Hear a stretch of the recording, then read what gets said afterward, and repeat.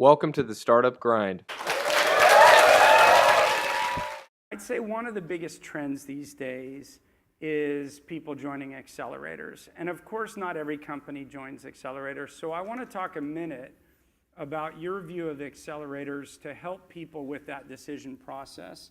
On the positive side, accelerators have made it easier for people to connect with capital, easier to surround themselves with peer group, easier for them to perhaps meet people that they otherwise would have a harder time meeting. The flip side to it is groupthink, incrementalism, and a focus on concepts that are easier to present and do well at demo days. What are your views on pros and cons of accelerators?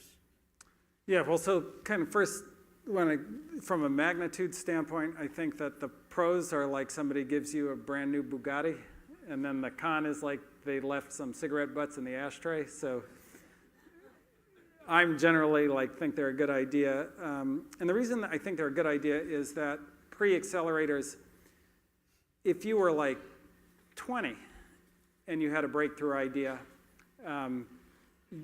it was almost impossible. Like the bar on that was really high. And a few guys jumped that bar. Like Bill Gates jumped that bar.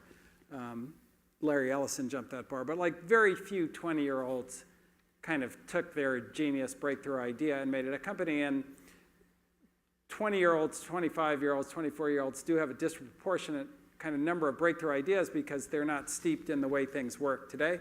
They don't really even understand them. They're like, why does it work this way? It doesn't make any sense. And they have these great ideas.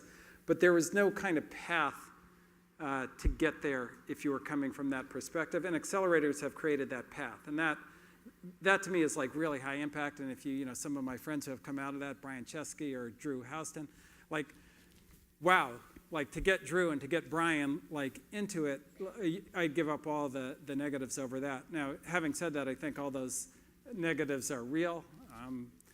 You can get caught up in the culture of the accelerator or the culture of startup world, and if you're an innovator, thinking like other people is the worst thing you could possibly do, right? Like you have to think of something that nobody else does. It's sort of the Peter Thiel test. What do you believe that nobody else does? And if you can't get to that, if you're looking at what other people believe and calibrating yourself off that, then you've lost that whole 25-year-old, 24-year-old advantage that that you're not steeped in stuff. Now you're taking it away. You're getting deeply steeped in whatever 500 startups isms or Y Combinator isms, and that's you're not gonna get a breakthrough by copying somebody else. It's just not ever gonna work. So I guess take the best of them, but always have that internal gut check to make sure you're being authentic to yourself and your idea and avoiding groupthink. Is that fair?